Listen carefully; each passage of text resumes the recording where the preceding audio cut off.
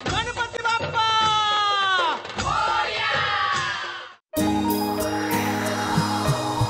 झुळूक सुखाची विरून गेली, दुःखाच्या लागती झळा, जगास परक्या कशा दाखवू, हृदयीच्या लागल्या कळा, सोबती सना कुणीच उरल आता हक्काच, नकळत जडलं दुःखाशी नात रक्ताच, हे नात रक्ताच, हे नात रक्ताच, हे नात रक्ताच.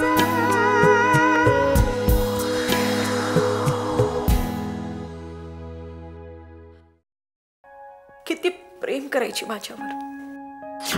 गोड गोजरी लाज लाजरी ताईत होणार नवरी. नटखट.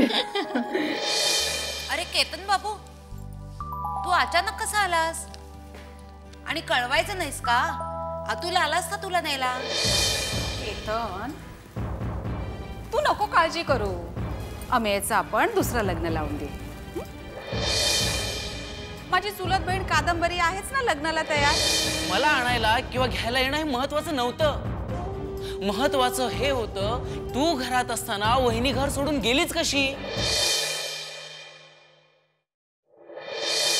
दादानी मिडल क्लास, चांगल्या घरातली आणि सुसंस्कृत मुलीशी लग्न केलं. म्हणजे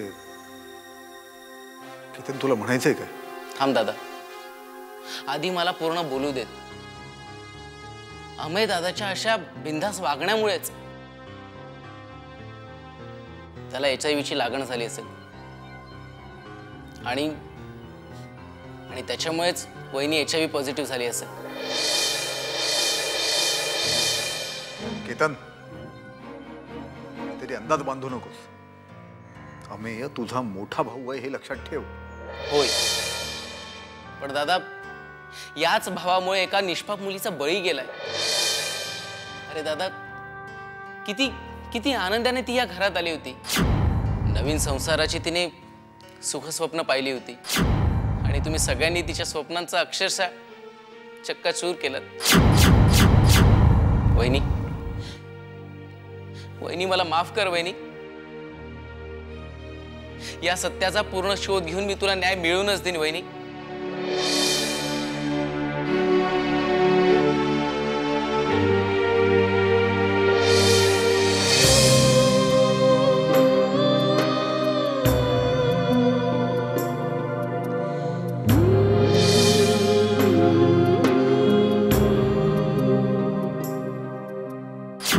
लग्नापूर्वी अमेय दादाची अनेक प्रेम प्रकरणं होती. तुला कसं माहित? दादा, तो विसरतोयस.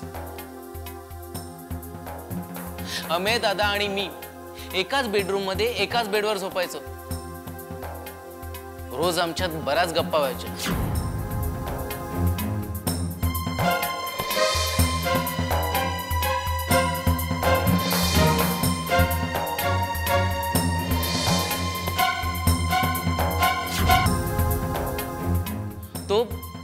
तो बोलण्याच्या ओघात कुठल्या क्लब मध्ये कुठल्या पब मध्ये जायचं आहे मला सगळं सांगायचं. प्रत्येक वेळी त्याची वेगवेगळ्या मुलींशी ओळख, नंतर होणारी मैत्री आणि मैत्रीचं रूपांतर प्रेमात व्हायचं.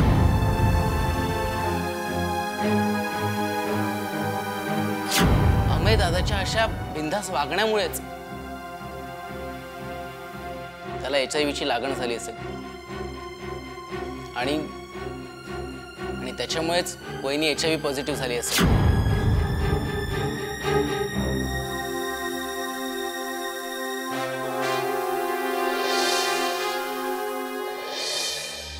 काय झालं? काय नाही ग. हे बघ, मला तुझा चेहरा वाचता येतो हा. बोल, काय झालं? काहीच नाही. ठीक आहे, म्हणजे मला सांगायचं नाहीये तर असू दे ना. मी आहेच कोण तुझी, एक क्षुल्लक मैत्रीण. तसं नाहीये. मला भीती वाटते ग. कसली भीती? त्यांच्या श्रीमंतीची. मी मध्यमवर्गीय ना. मला ते स्वीकारतील का? सून म्हणून स्वीकारलं तरी त्या घरात मला तो दर्जा देतील का? देतील ग, नक्की देतील. उलट हे त्यांचं भाग्य समज की तुझ्या रूपाने लक्ष्मी त्यांच्या घरी पाऊल ठेवणार आहे.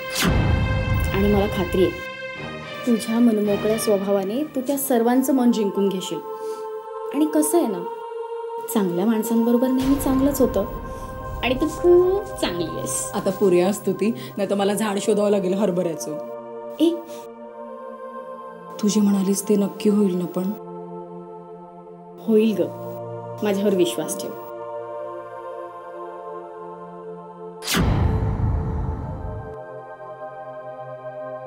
मला अमेला भेटायचंय. माहिती मला. तू फोन करणार होतीस ना आज त्याला? ए कर ना फोन कर ना त्याला. ए, मी तुझ्या समोर फोन नाही करणार. ए काय, कर ना. नाही गो, मला कर ना, लाज कर ना, वाटते. कर ना, अगं, फोन कर ना, अगं, please, बरोबर please. ठीक आहे, मी करेन, पण तू तुझे कान बंद करायचे. केले. ये कान बंद अरे करायचे. केले ग, चल.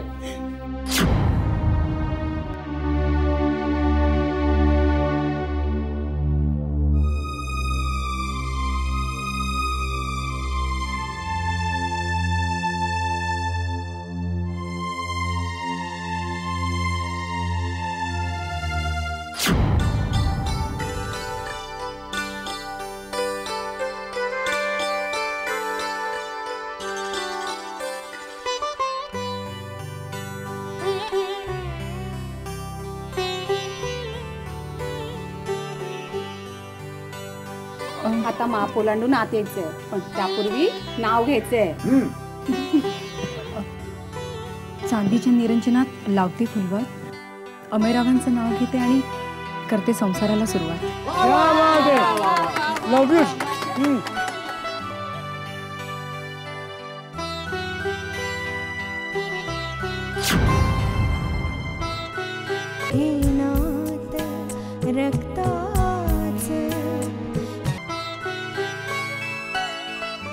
एवढी सोन्यासारखी सून मिळाली, आणखीन वेगळं सोनं काय करायचंय? घरची सून हीच खरी लक्ष्मी असते. आता हाच बघू.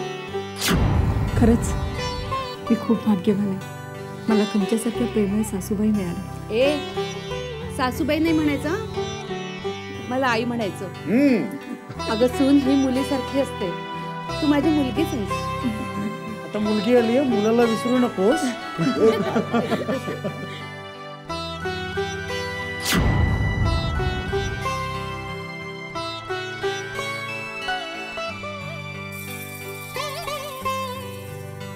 आणि हे आमचं शेंडे फळ केतन बाबू.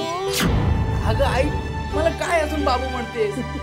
वहिनी काय म्हणेल? वहिनी नमस्ते. अरे वहिनी, मी तुझा छोटा भाऊ. छोट्या भावाच्या सगळ्या जबाबदाऱ्या मी पार पाडी. तुला या घरात काहीही कमी पडू देणार नाही. प्रॉमिस. अगदी.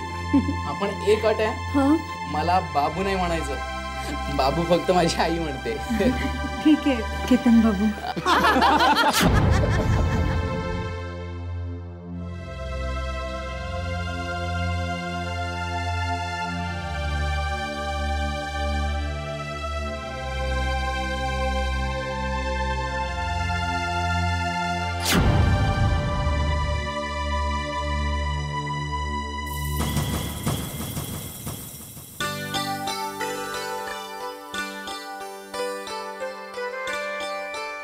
खुश आहेस ना?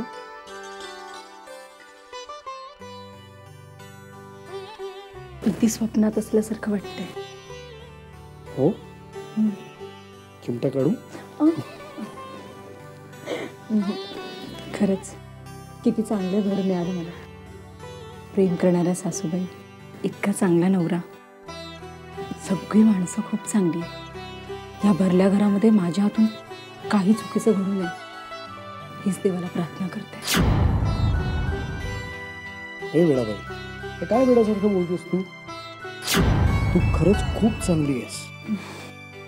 तू निर्मळ आहेस, तू निष्पाप आहेस, म्हणून मी तुझ्याशी लग्न केलं की नाही?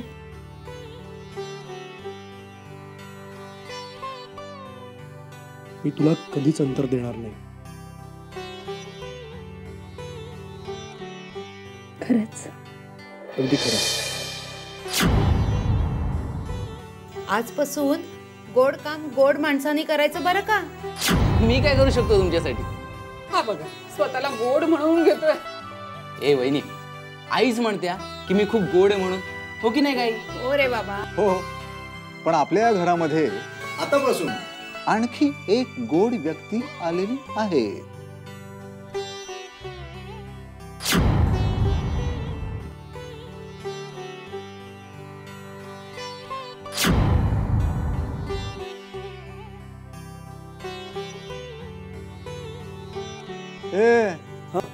तिथून आल्यानंतर हनीमून साठी स्वित्झर्लंड. ओके.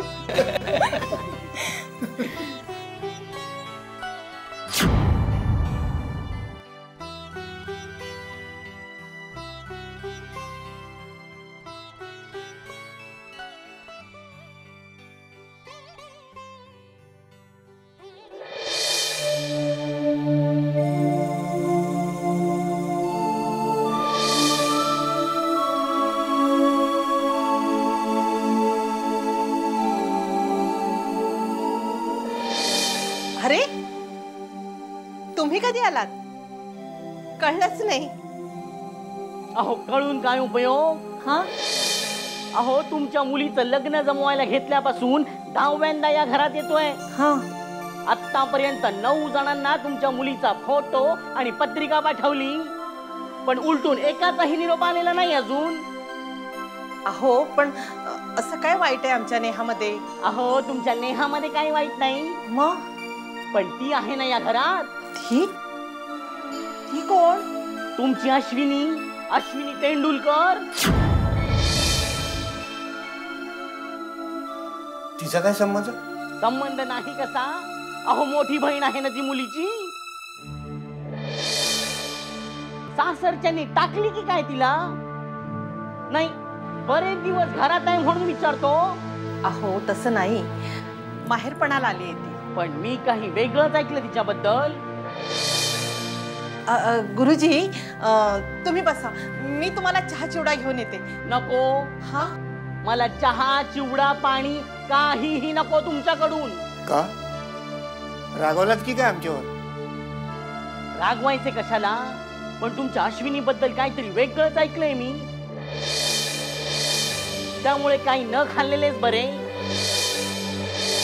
आता राहिला प्रश्न नेहाच्या लग्नाचा, तर जोपर्यंत अश्विनी या घरात आहे तोपर्यंत तुमच्या मुलीचे लग्न जमवणे मला कठीणच दिसतंय.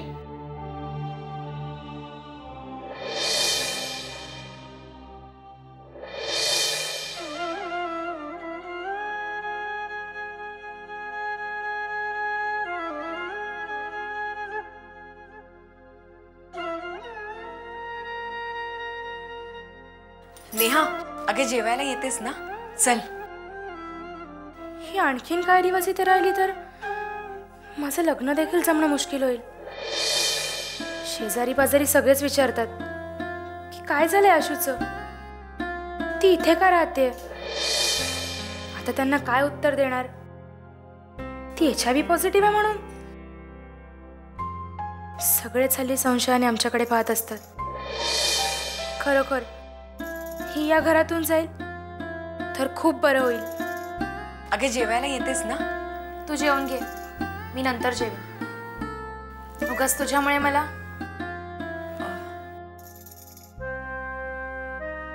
म्हणजे काय बोलायचंय तुला? हो, तुला समजलंय मला काय म्हणायचंय ते, आणि मी खरं तेच बोलले. तुझ्यामुळेच माझं लग्न जमत नाहीये. नेहा,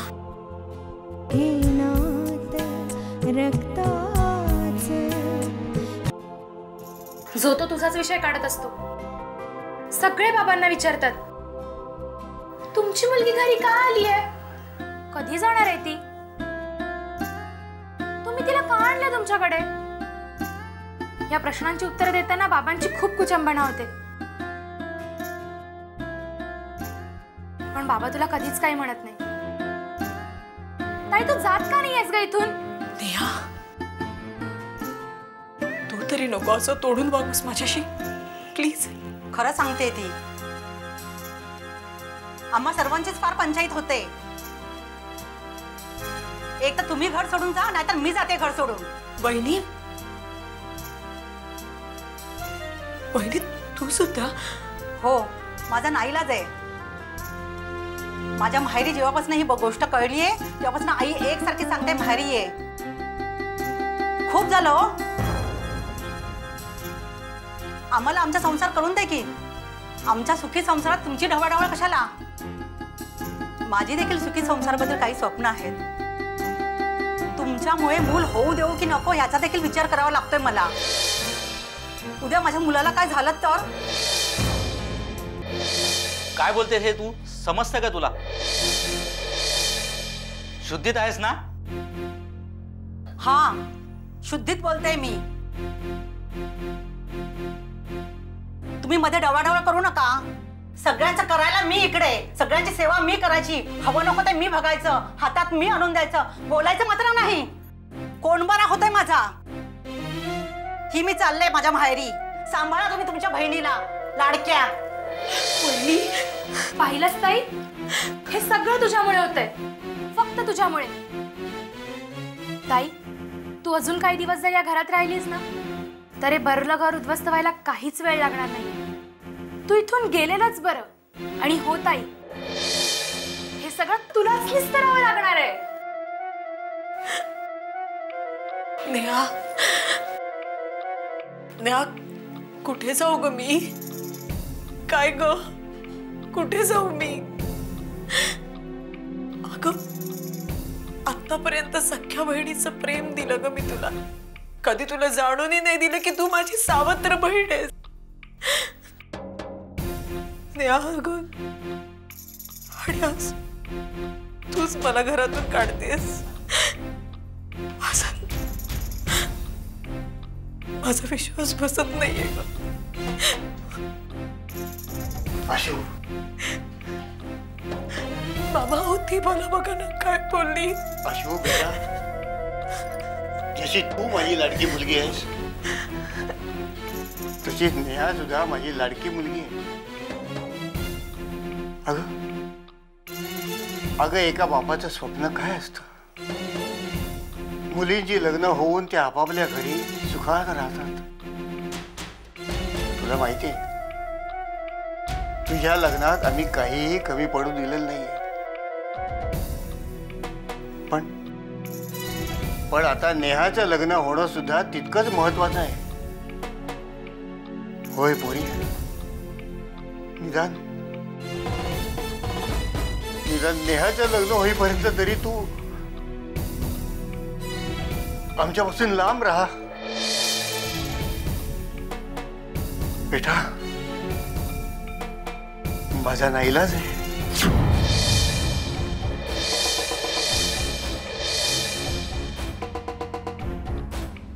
बाबा, बाबा हो, तुम्ही पण.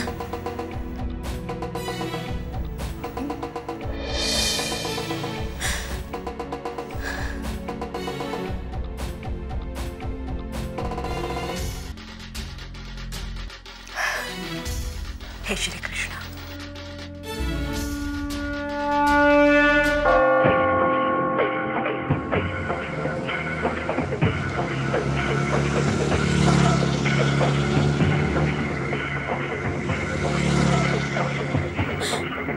असं काही चुकलं नाहीये तरी सुद्धा मला ह्या सगळ्या गोष्टी भोगाव्या लागतायत रे. का असा माझा काय अपराध रे. मला घरच नाही रे आता.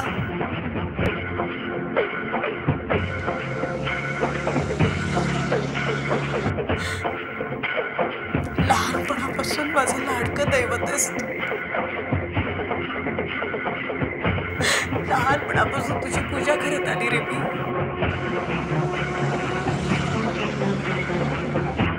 माझ्या दिवसाची सुरुवात आणि माझ्या दिवसाचा शेवट फक्त तुझ्याच नावाने होतो ना रे. मग कुठली शिक्षा मलाही देतोयस? का मला अनाथ केलेस तू माझ्याच घरात?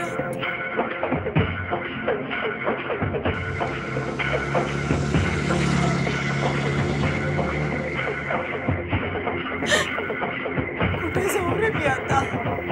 मला बाहेर नाही, मला सासर नाही. तू असताना पण मी अनाथ झाले रे.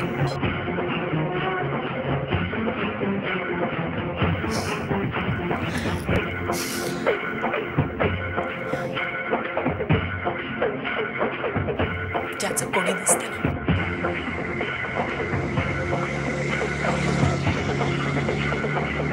त्याचा तूच वाली असतोस ना. आता तूच माझा पाठीराखा पुत्र.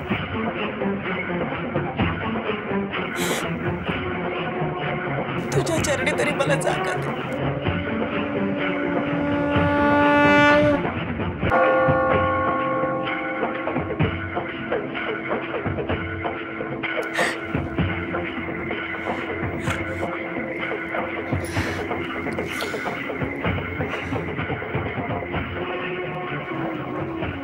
नाही त्रास होणार तुम्हा सगळ्यांना माझा.